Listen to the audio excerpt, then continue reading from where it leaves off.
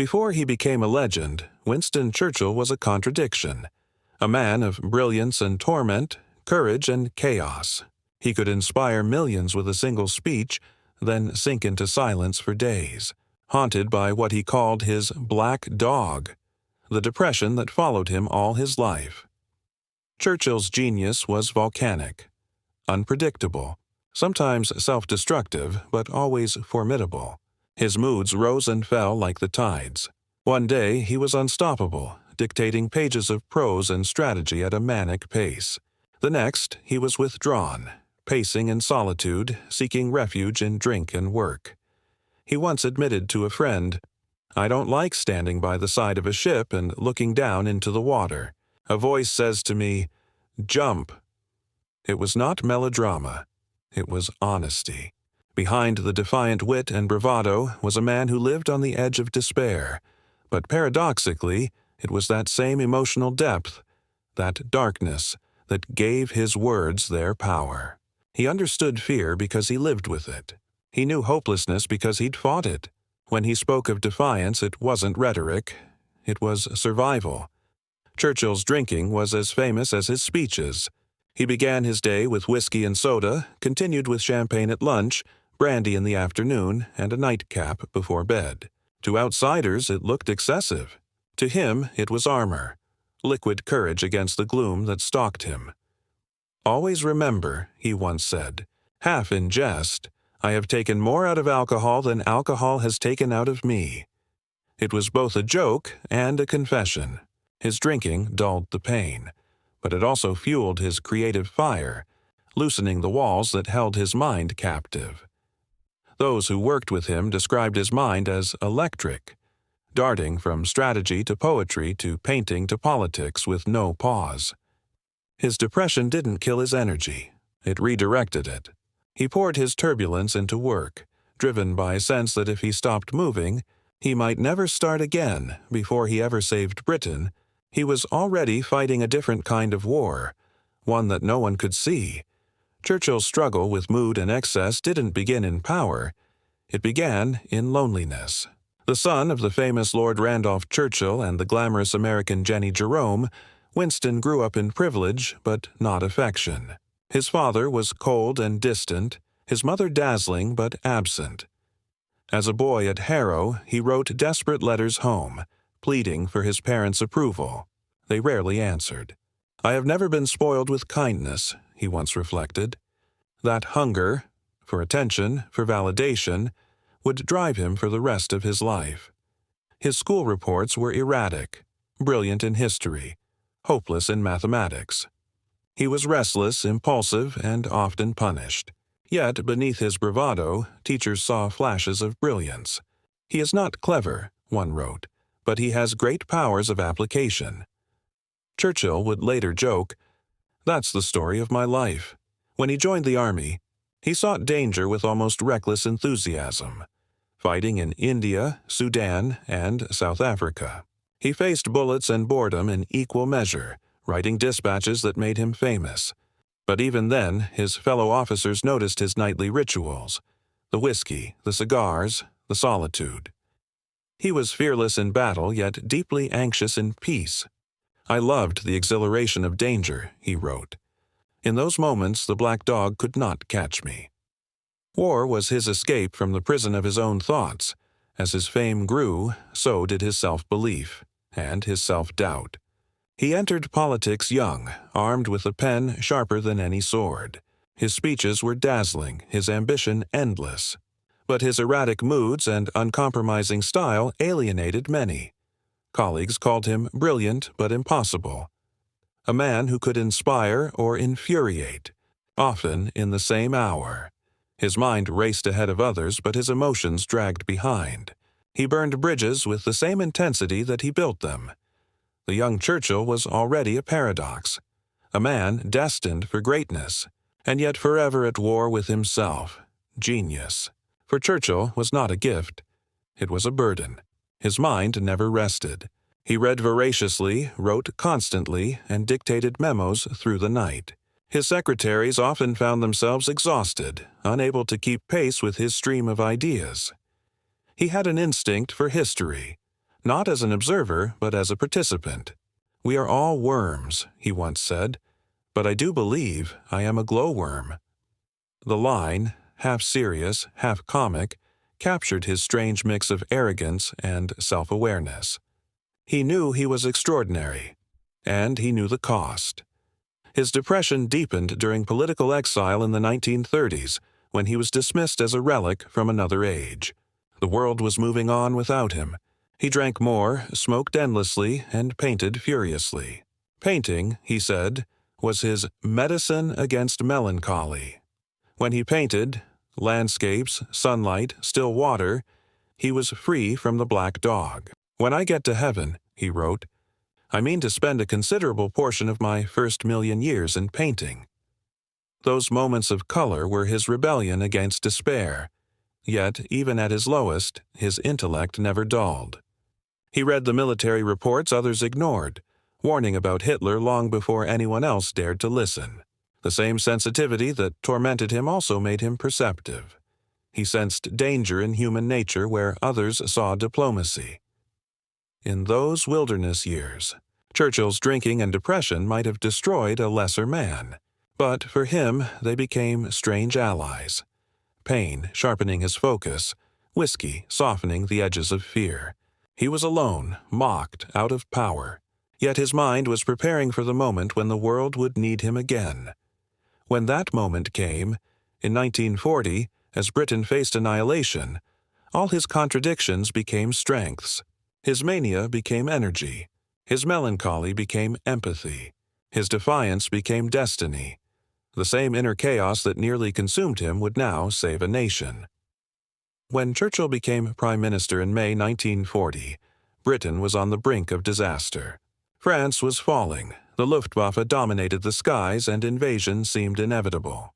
But Churchill, fueled by adrenaline, brandy, and conviction, transformed despair into defiance. He worked 18-hour days, dictating speeches between puffs of smoke and gulps of whiskey. "I felt as if I were walking with destiny," he wrote, "and that all my past life had been but a preparation for this hour." Those who saw him in those days described a man possessed, equal parts fury and faith.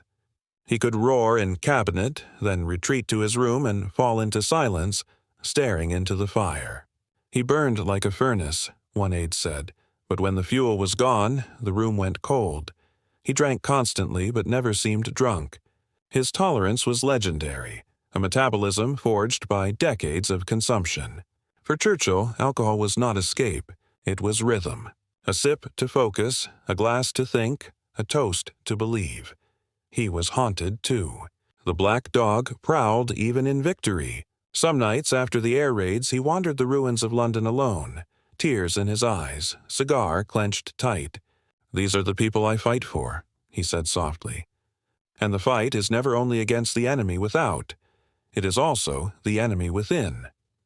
It was his empathy, born from suffering, that connected him to the public. The British saw not a perfect man, but a human one. Flawed, fierce, and deeply real. They didn't just believe in Churchill. They recognized themselves in him. When he told them, "We shall never surrender," it was not just Britain he was talking about. It was himself, the man who refused to surrender to his own despair. Victory, for Churchill, was not triumph. It was exhaustion. When the war ended, he was hailed as the savior of civilization. But inside, he felt hollow. "I was glad it was over," he said, "but I was not glad that it was over for me." The adrenaline that had carried him through war was gone, replaced by the slow, familiar pull of depression. He drank more. He painted less. His speeches lost some of their fire. The black dog had returned, patient and merciless. Friends noticed the change. "He could not rest," one aide wrote. He would sit in silence, his cigar unlit, as though waiting for something that would never come. In July 1945, Britain voted him out of office. It was a political defeat. But for Churchill, it felt like a personal one. The man who had saved his nation was rejected by it. "I have been dismissed," he told Clementine, "like an old servant who has finished his work." Yet, even then, he did not collapse. He returned to painting, writing, and reflection. "I am not a young man," he said, "but there is work yet to do." His genius refused to die quietly.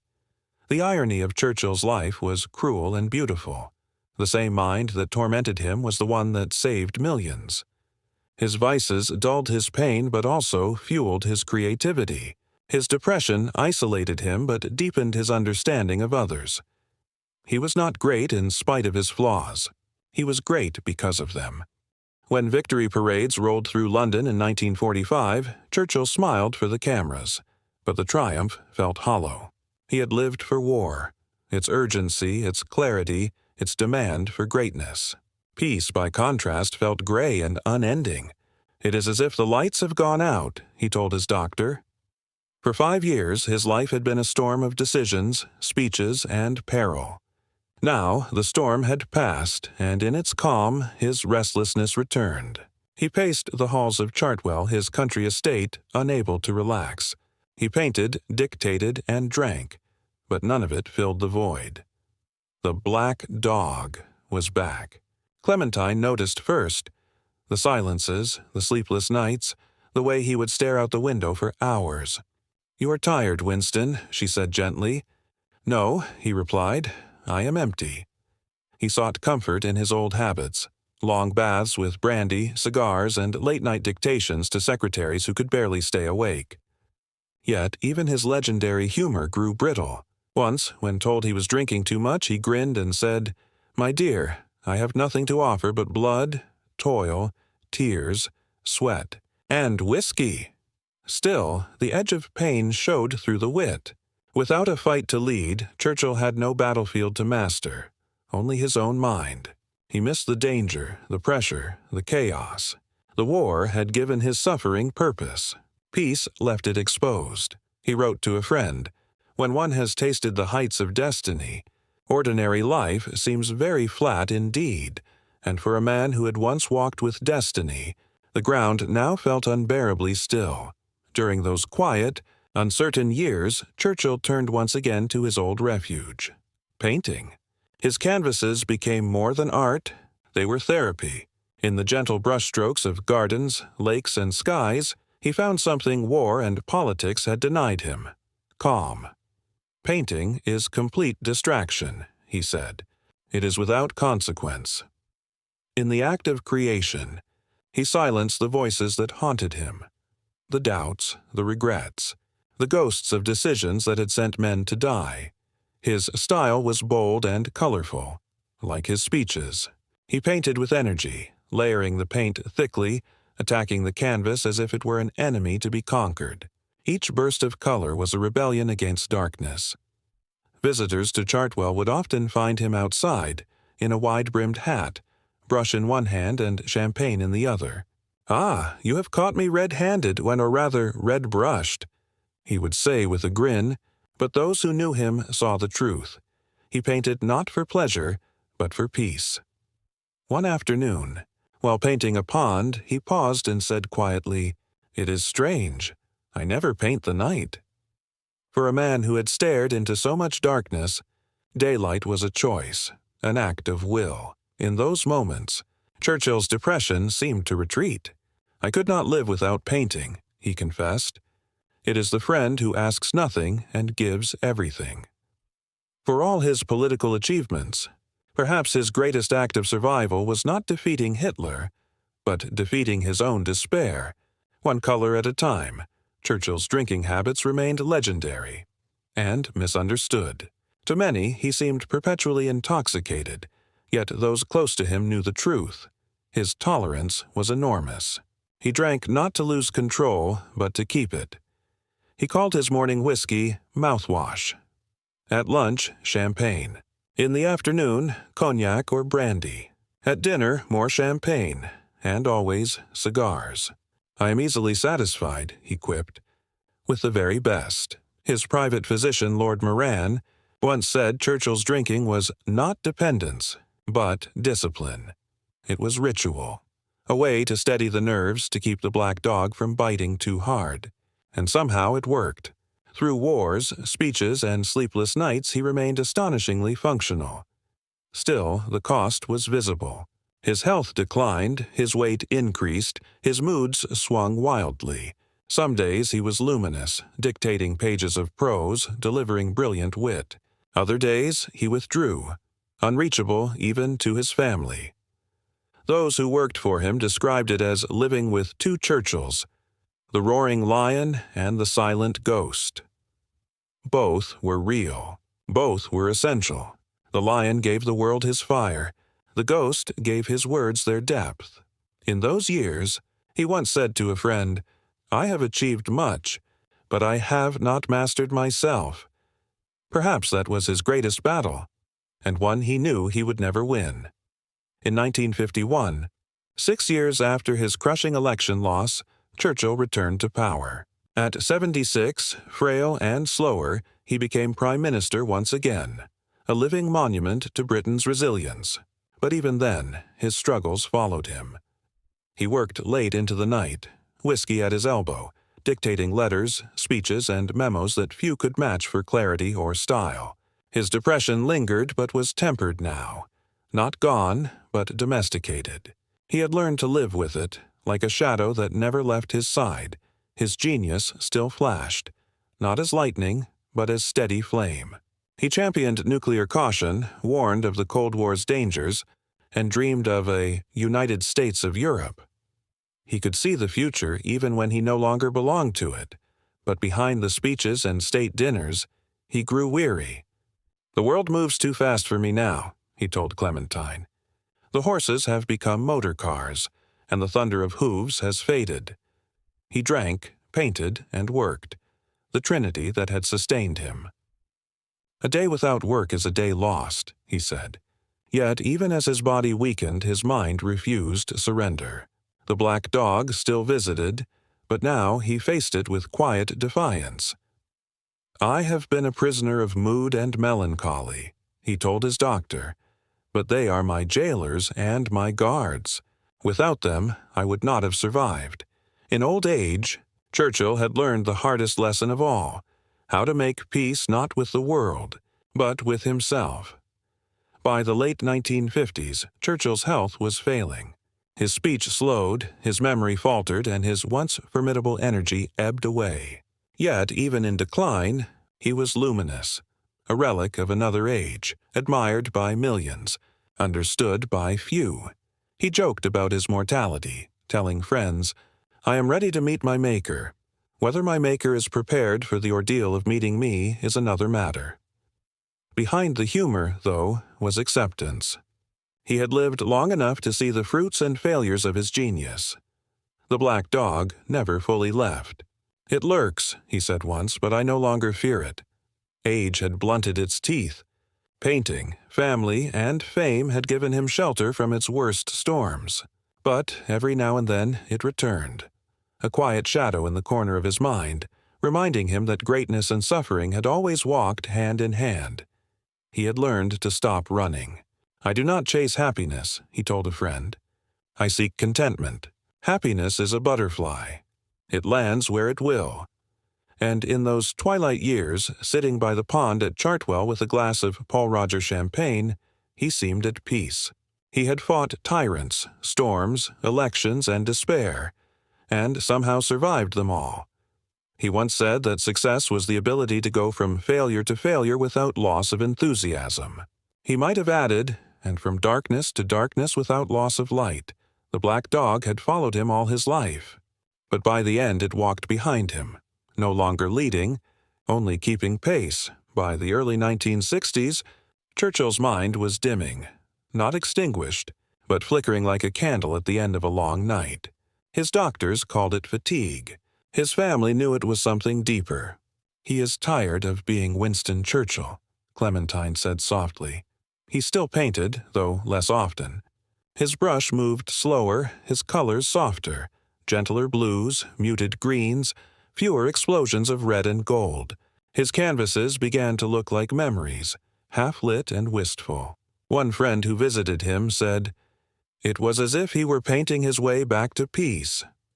Alcohol remained a constant companion, but the defiance had faded from it.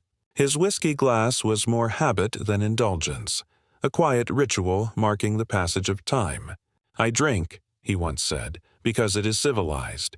But now, the act was more comfort than rebellion. Sometimes he drifted into long silences, staring into space as if listening to voices only he could hear, the echoes of the war rooms, the crowds, the parliament cheers that had once fueled him. Now they were ghosts. His depression returned in waves, but it no longer ruled him. He had learned through pain and persistence that one could live alongside sadness without surrendering to it. "I have had many worries," he said, "most of which never happened." At Chartwell, the house he built and loved, he would sit on the terrace overlooking the garden pond, the same place he had painted for decades. Sometimes he would whisper to Clementine, "It's been a long journey, my darling." Even as age claimed his body, Churchill's mind still sparked with wit and wisdom. "I am an optimist," he told a reporter. "It does not seem much use being anything else." Yet beneath that humor was a quiet melancholy, the realization that his greatest battles were behind him, and his legacy no longer his to control. He watched the world change, the rise of new powers, the decline of empire, the march of modernity. "I have outlived my time," he admitted, "but perhaps that is a kind of victory too." When the United States honored him with citizenship in 1963, he accepted it with gratitude but could not attend the ceremony. His strength had faded. The man who once stood unbroken amid war now struggled to stand at all. "Nature is a merciless conqueror," he murmured. Clementine became his anchor, his quiet companion through every storm. She managed his moods, guarded his privacy, and reminded him gently when he drifted into silence. "You've done enough, Winston," she told him once. "The world can carry on without you now." He smiled faintly. "Yes, but can it carry on properly?" Even in frailty, the spark of ego remained, the same spark that had carried him through failure, war, and depression. It was his flaw, his armor, and his salvation. He once wrote, "A man is about as big as the things that make him angry." For Churchill, those things had been tyranny, weakness, and despair, and he had faced them all, including the ones within himself. On January 24, 1965, Winston Churchill died at his London home at the age of 90. The world mourned not just a leader, but a symbol, a man who had embodied courage when courage was all that stood between civilization and chaos. His state funeral was one of the largest in British history. Thousands lined the streets. Big Ben fell silent. The Thames, his beloved river, was lined with cranes that bowed as his coffin passed. It was a farewell both regal and deeply human, for a man whose life had been both myth and mortal struggle. Yet amid the ceremony, those who truly knew him remembered something quieter, the vulnerability behind the grandeur.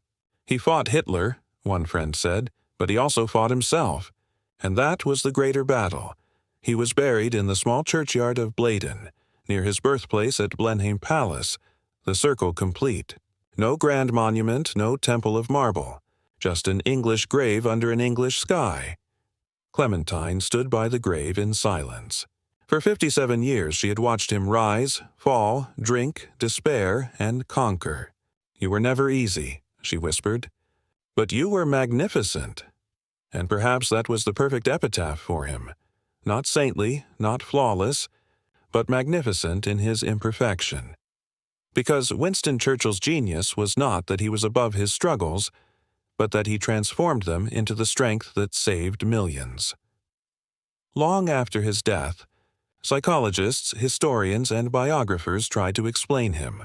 How could one man, reckless, impulsive, depressive, indulgent, also be visionary, disciplined, and unyielding? The answer, perhaps, lies in paradox. His depression gave him empathy. His arrogance gave him courage. His drinking gave him rhythm, a way to control chaos. Every flaw was also a function of brilliance, each vice a counterweight to genius. He lived with extremes, emotionally, intellectually, and morally, and somehow kept them in balance.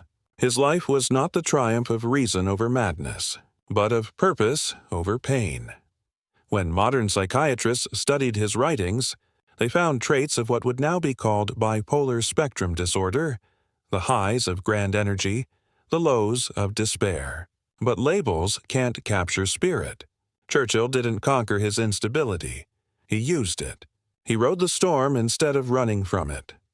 "Never waste a good crisis," he once said.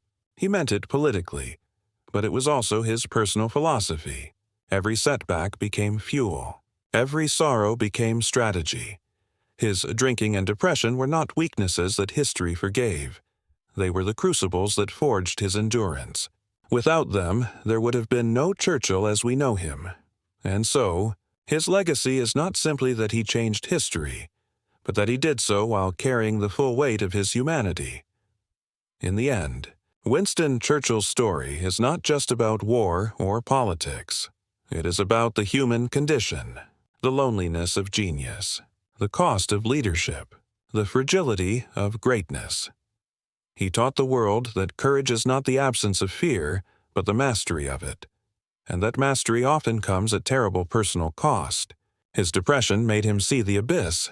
His faith made him speak to it and call it victory. He lived loudly, drank deeply, and felt everything: joy and despair, triumph and terror. And through that chaos he left behind words that still move the human soul.